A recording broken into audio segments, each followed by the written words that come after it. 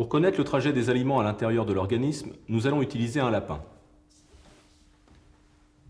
Chez le lapin, comme chez tous les vertébrés, l'appareil digestif se trouve face ventrale. C'est pourquoi je dispose le lapin sur le dos. La dissection de l'appareil digestif est une dissection assez longue, qui nécessite un ensemble d'opérations qu'il faut effectuer dans un certain ordre. Tout d'abord, il faut épingler le lapin sur le dos, ensuite l'écorcher et fixer la peau sur les côtés.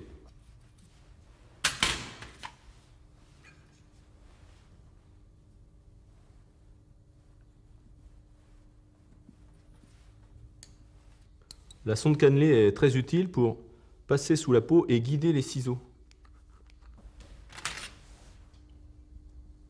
Je suis en train de découper la peau et de l'épingler sur le côté, comme je l'ai fait en face. Et je vais faire cette opération jusque vers la bouche de l'animal, car notre objectif, c'est de montrer le trajet des aliments de la bouche jusqu'à l'anus.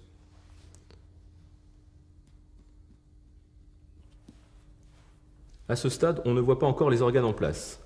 Pour ce faire, je vais réaliser une incision.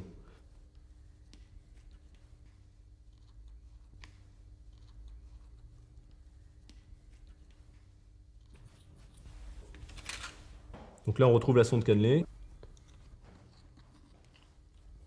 qui permet de guider les ciseaux sans abîmer les organes qui se trouvent en dessous. Maintenant, je vais enlever la cage thoracique.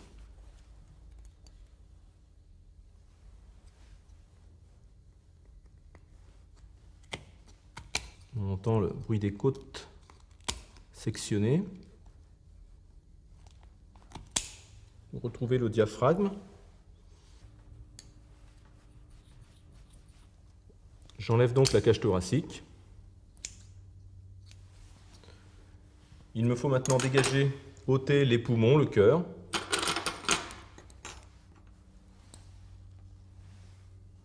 Afin d'accéder à l'appareil digestif qui se trouve en dessous. Maintenant, je vais découper la paroi abdominale qui va permettre de découvrir les organes de l'appareil digestif qui se trouvent à l'intérieur de l'abdomen.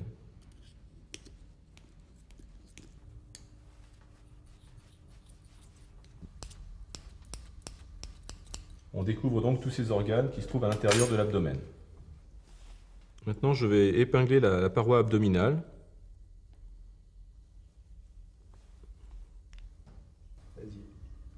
Une fois cette opération effectuée, on découvre les organes de l'appareil digestif qui se trouvaient dans l'abdomen.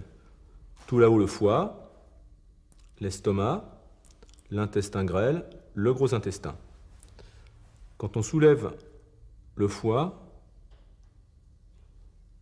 on découvre l'estomac et ici l'œsophage. L'œsophage est masqué lorsqu'il remonte vers le haut par la trachée artère. Il va donc falloir l'enlever. Je prends à nouveau une paire de ciseaux pour enlever la trachée afin de remonter jusqu'à la bouche. Une fois la trachée dégagée, on découvre l'œsophage. L'œsophage qui démarre au niveau de la cavité buccale et qui vient ici déboucher dans l'estomac. Il nous reste maintenant à séparer tous les intestins qui se trouvent dessous.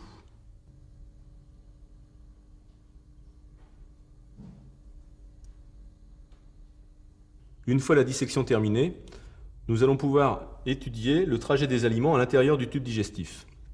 Les aliments sont absorbés au niveau de la bouche et empruntent l'œsophage, un tuyau d'une vingtaine de centimètres. Ce tuyau débouche à ce niveau dans l'estomac. Les aliments ressortent alors à ce niveau dans l'intestin grêle.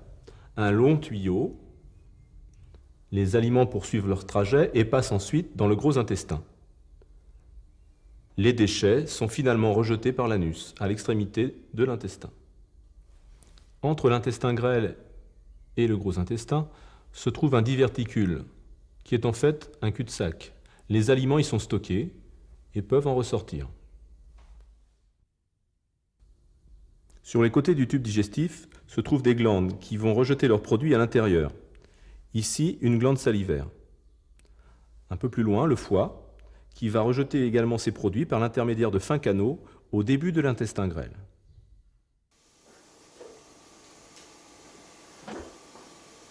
Je vais vous donner un petit peu de gel. c'est un gastroscope qui permet d'examiner l'œsophage, l'estomac. C'est un vidéoendoscope. La source lumineuse permet d'avoir une lumière transmise par le câble jusqu'à l'extrémité du tube et l'image est retransmise sur l'écran.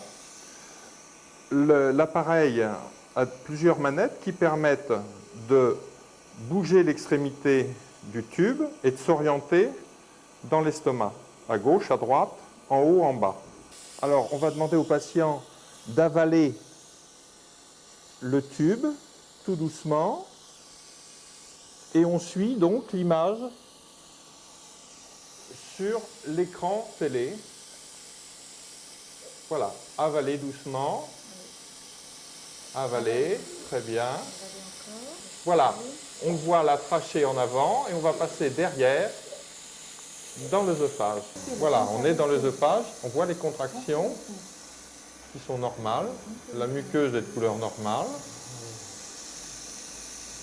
Il y a un petit peu de liquide gastrique qui remonte. On descend toujours. Voilà, l'œsophage est de coloration normale. On va arriver au cardia, à la limite entre l'œsophage et l'estomac. Voilà, on voit très bien la limite entre les deux, entre la muqueuse œsophagienne et la muqueuse gastrique qui est plus rouge. Et on va continuer à descendre. Voilà, là, il y a du liquide qui est normal dans l'estomac, c'est la sécrétion acide de l'estomac, avec les plis de l'estomac. On descend toujours dans l'estomac, il y a un petit peu de bile, c'est un petit peu jaune, c'est normal. On continue à descendre. On arrive dans la partie entrale et là on voit le pylore. Voilà le pylore. On va arriver dans le duodénum et dans l'intestin grêle.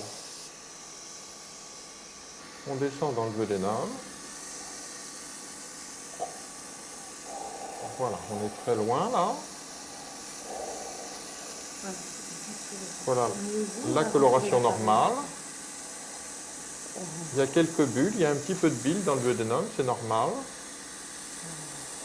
La muqueuse duodénale est normale. Et on fait l'examen en remontant.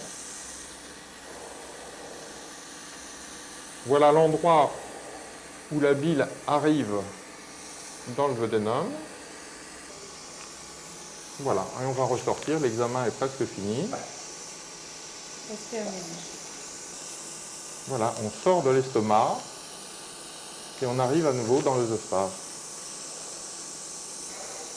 On est dans la partie haute de l'œsophage. Voilà, c'est fini. Allez-y, passe. Ça va, c'est pas trop dur? Oui, Bon, c'est normal, hein, il n'y a rien de méchant, il n'y a rien de grave. attention, ne vous retournez pas, la peine n'est pas là.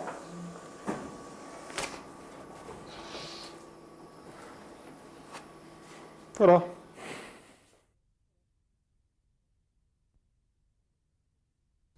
À l'intérieur du tube digestif, les aliments subissent des transformations.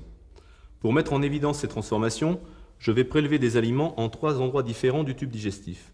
Tout d'abord, au niveau de l'estomac.